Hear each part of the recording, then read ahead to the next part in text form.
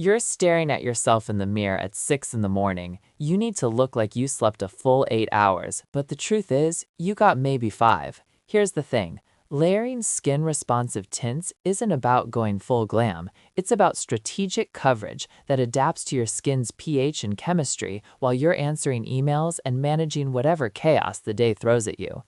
I'm Sarah Ling-Miller, and I've broken down this entire routine into a step-by-step checklist that takes between 7 and 12 minutes, depending on how much coverage you actually need.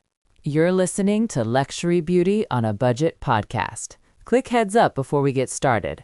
Everything you hear in this episode, the research, the data, the script, all of it is written and verified by real people, specifically me, Sarah Ling-Miller. The voice you're hearing is AI generated, which lets us get these episodes to you faster and more consistently, but the expertise and experience behind it is entirely human. Just wanted to be upfront about that. If you've been listening for a while, seriously, thank you. Having you here episode after episode means the world. And if this is your first time tuning in, welcome. I think you're going to like how we approach beauty around here. Practical, honest, budget conscious. New episodes drop every Monday, Wednesday, and Friday, so you've got a steady stream of content to work with. Now, let's get into what we're covering today. If you're new to skin-responsive tints, these are pH-reactive formulations that adjust to your individual skin tone. They use iron oxide and titanium dioxide pigments suspended in a base that responds to your skin's natural chemistry. Think of them as the smartest development in base makeup since someone figured out we didn't all need full coverage pancake foundation just to look professional. Now, let's talk about what needs to happen before you even touch a tint. Your skin barrier determines everything. I learned this the hard way after my second pregnancy left me with dehydrated, reactive skin that made every foundation look like it was sliding off by 10 in the morning. A compromised barrier means your tint won't blend properly, will emphasize texture, and will oxidize faster. Start by cleansing with a pH-balanced formula in the 4.5 to 5.5 range. Your skin's natural pH is slightly acidic, and skin-responsive tints work best when you're not starting from an alkaline base left by harsh cleansers. CeraVe Hydrating Facial Cleanser sits at pH 5.5 and costs around 29 cents per use based on the 16-ounce bottle.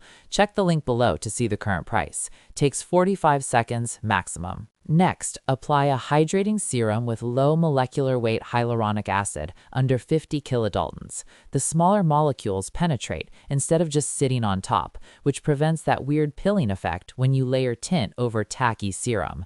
The ordinary, hyaluronic acid 2% plus B5 uses 3 molecular weights including 50 kilodaltons and costs around 23 cents per application. Check the link below to see the current price. Wait 60 seconds for absorption. Use a barrier-supporting moisturizer with at least 2% niacinamide and ceramides. This creates the smooth, hydrated canvas that makes pH-reactive pigments distribute evenly. La Roche-Posay Tolleranian Double Repair contains 4% niacinamide and a 3:1:1 ceramide ratio for around 65 cents per use from the 2.5-ounce tube.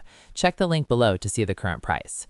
SPF is non-negotiable, but formula matters. Chemical sunscreens can interfere with pH-reactive pigments and cause color shifting. Stick with mineral formulas containing zinc oxide or titanium dioxide.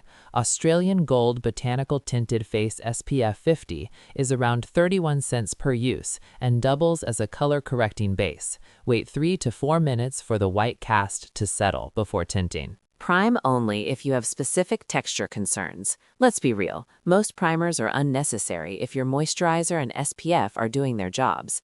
But if you have visible pores or fine lines, a silicone-based primer with dimethicone or cyclopentasiloxane as the first ingredient fills texture without interfering with pH-reactive chemistry.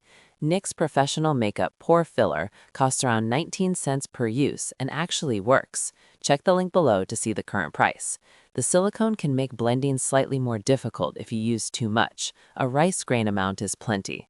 Check your skin's hydration level with the pinch test. Pinch the skin on the back of your hand and release. If it snaps back immediately, you're hydrated enough for tint. If it takes 2 or more seconds, add another thin layer of serum. Dehydrated skin makes tints look patchy and emphasizes every dry spot you didn't know you had.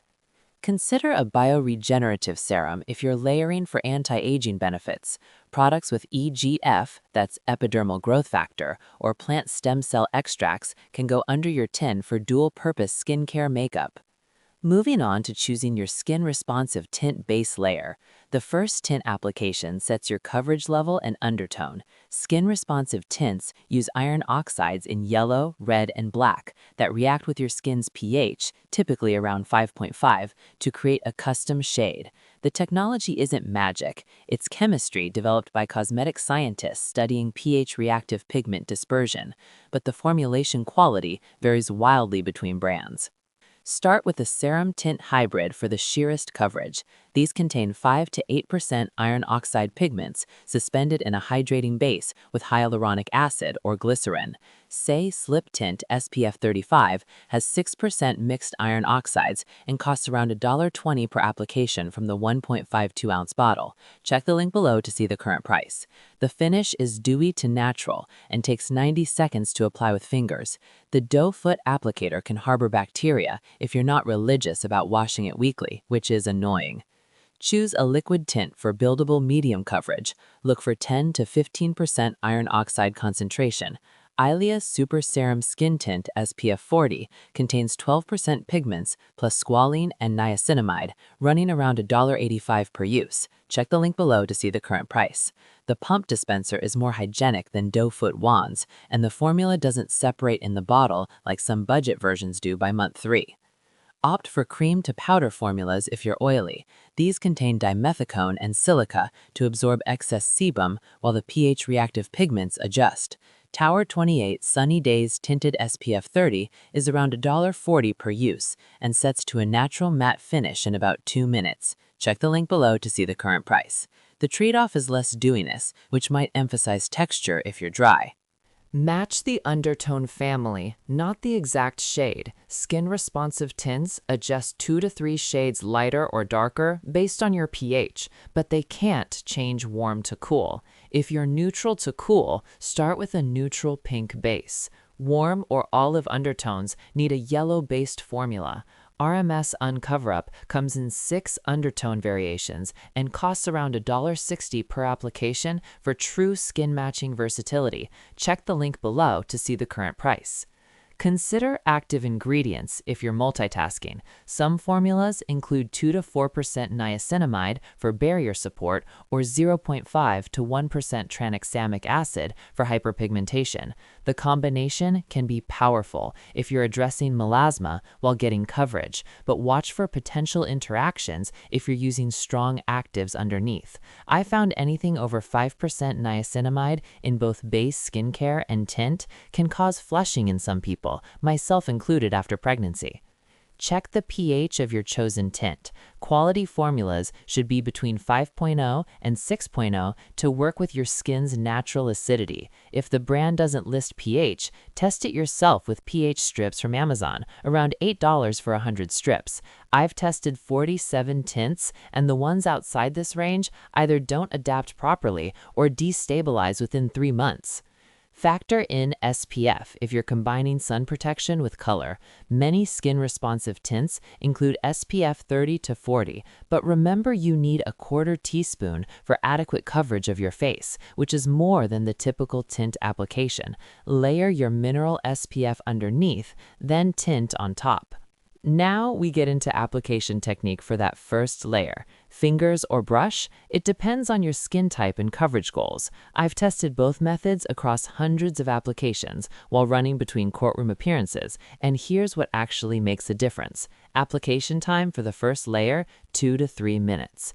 Warm the product between your fingers for 5 seconds before applying. This increases the fluidity of silicone-based formulas and helps pH-reactive pigments distribute more evenly. The difference is subtle, but measurable. Tints applied cold show more streaking and take 30 to 40% longer to settle into your natural shade.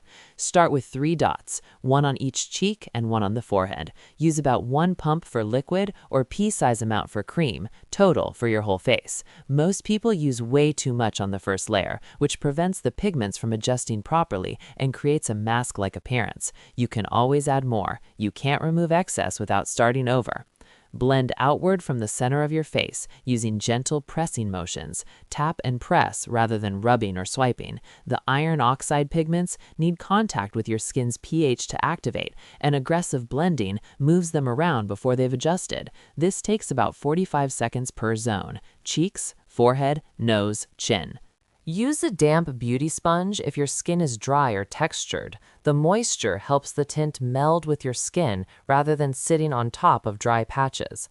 I keep a beauty blender damp in my car for parking lot touch-ups. It's genuinely more effective than fingers for mature or dehydrated skin, but adds 30 seconds to your routine. Try a synthetic brush for oily skin or if you want more precise coverage. A flat-top kabuki or stippling brush deposits color without adding oils from your fingers. Real Techniques Expert Face Brush works with all tint formulations and creates a more airbrushed finish. Check the link below to see the current price. The downside is you have to wash it twice weekly or it gets gross and breeds bacteria.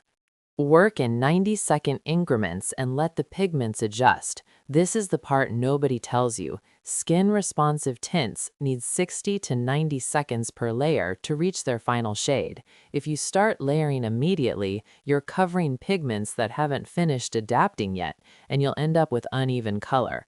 I time this while brushing my teeth or making coffee. Check your work in natural light before adding more. Bathroom lighting lies. Step to a window and look at your face straight on and at an angle. The tint should be barely visible. If you can clearly see where it starts and ends, you've used too much or blended too quickly.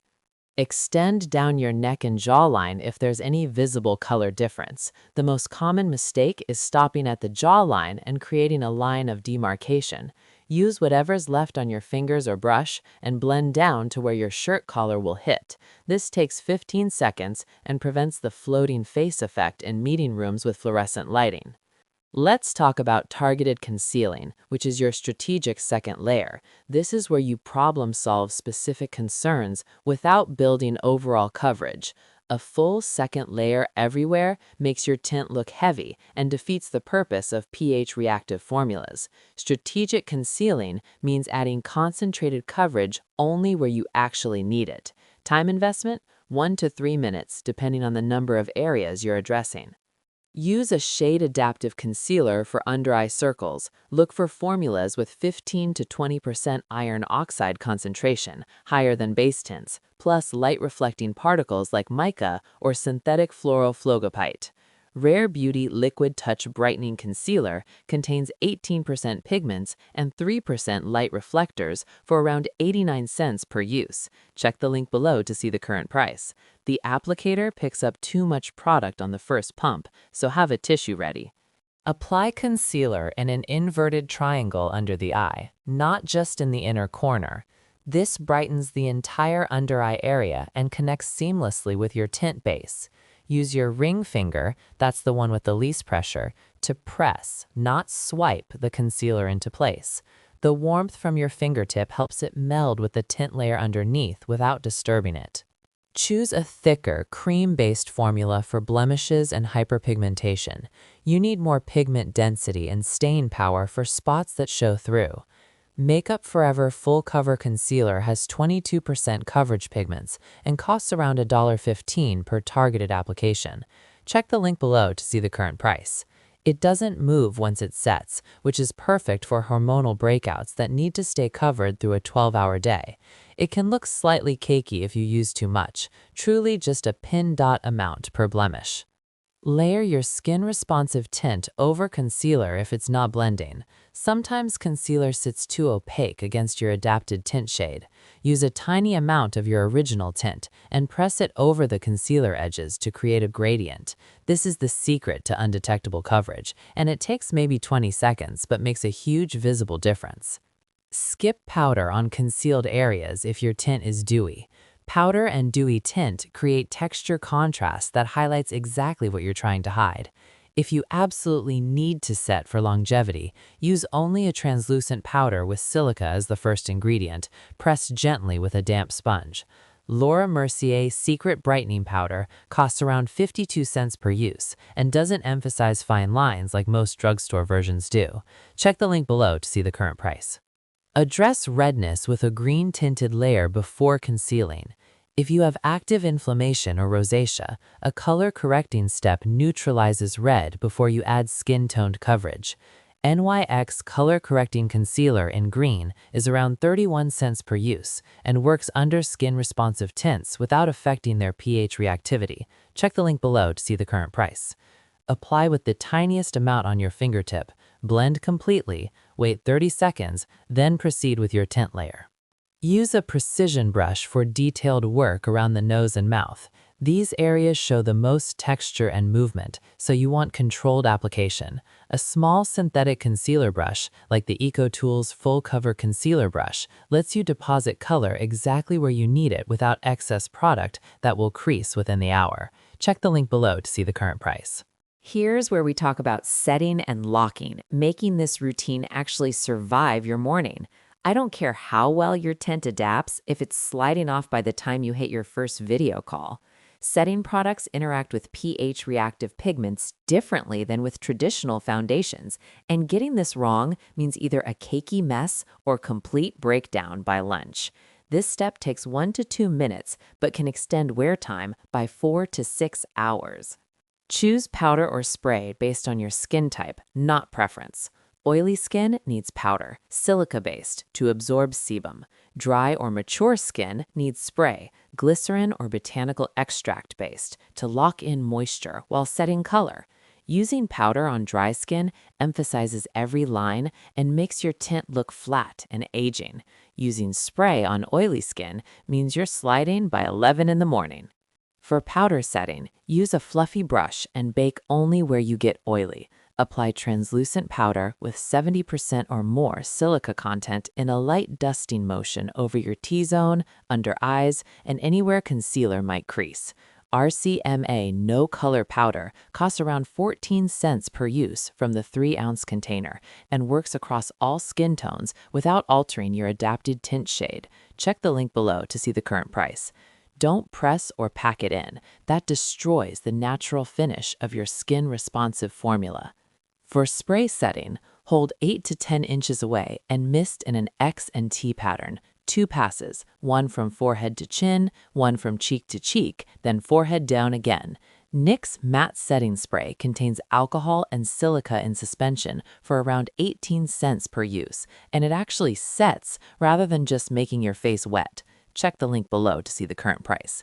The spray nozzle clogs after about 30 uses, which is annoying. Keep it clean with a pin. Wait 30 to 45 seconds for setting products to fully dry before touching your face. This is crucial with spray formulas. They need to evaporate and create that polymer film that locks everything down. If you touch too soon, you'll disrupt the film and create patches where your tint will break down faster. Blot with blotting papers instead of powder for midday oil control. Adding more powder throughout the day makes skin-responsive tints look increasingly heavy and opaque. Clean and clear oil-absorbing sheets, around 4 cents per sheet. Remove oil without removing or adding product. Press and roll. Don't rub.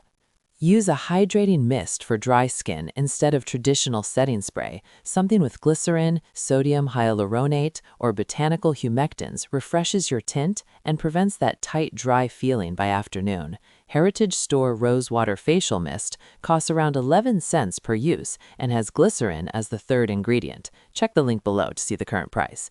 I keep one in my car, one at my desk, and one in my gym bag. Consider a makeup lockdown spray for high humidity or long wear situations. These contain acrylates copolymer or VP-VA copolymer that create a stronger film than regular setting spray. Urban Decay All-Nighter Setting Spray, around $1.09 per use, is the gold standard and genuinely makes your tint immovable through outdoor summer events or crying toddlers. Check the link below to see the current price. The alcohol content can be drying for some people, so moisturize well underneath. Now let's talk about enhancing your tinted base with strategic color addition. Most people stop at tint and concealer and they wonder why they look washed out on Zoom calls. A skin-responsive tint evens your skin tone, but it also neutralizes the natural color variation that makes faces look dimensional. Strategic color addition takes 90 seconds and makes the difference between "are you feeling okay" and "you look great" in overhead office lighting.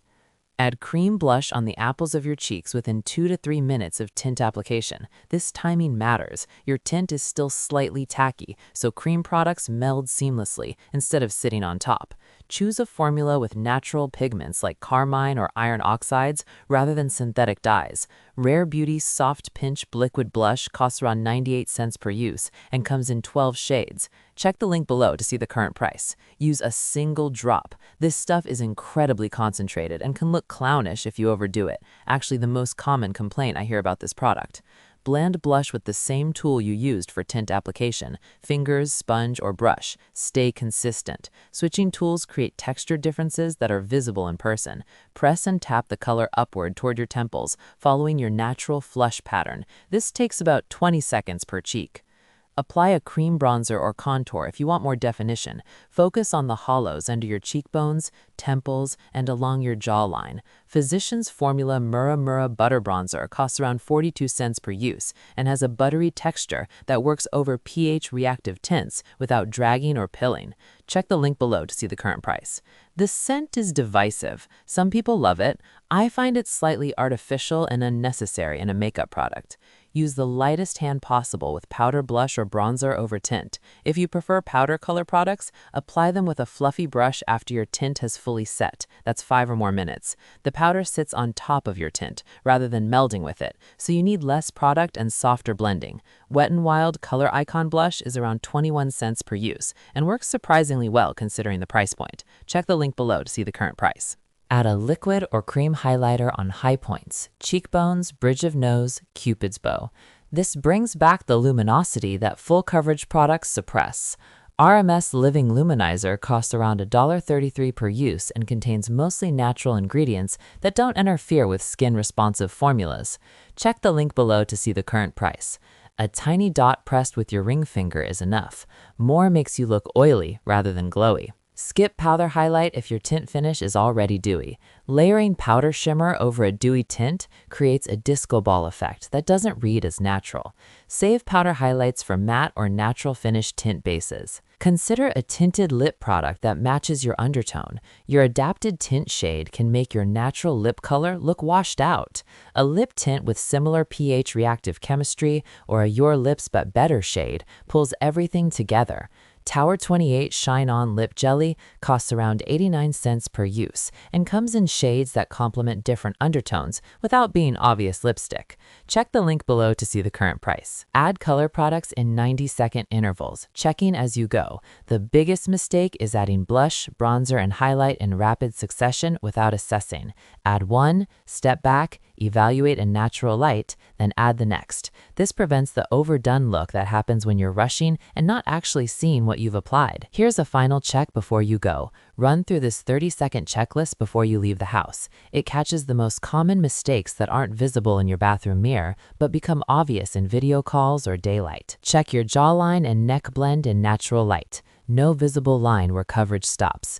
Verify under-eye concealer hasn't settled into fine lines. If it has, gently press with your ring finger to redistribute. Confirm your tint shade has fully adapted. No gray, pink, or orange cast. Should look like your skin on a really good day. Check for any pilling or texture issues, particularly around your nose, between brows, and laugh lines. Ensure blush and bronzer placement looks natural from multiple angles, not just straight on, but from the side and slightly below, how people see you when sitting. Verify your lips aren't looking washed out against your tinted face. Add lip color if needed. Press your skin to confirm everything has set. If tint transfers to your fingertip, give it another 60 seconds. Quick blot of your T-zone if you see any unexpected shine. Better to blot now than be oily in 90 minutes. Let me answer some frequently asked questions. You should wait 60 to 90 seconds between your base tint application and concealer to allow the pH-reactive iron oxide pigments to fully adjust to your skin's natural chemistry and reach their final shade. If you apply concealer too quickly, you're covering pigments that haven't finished adapting, which results in uneven color distribution and patches where the two products don't match.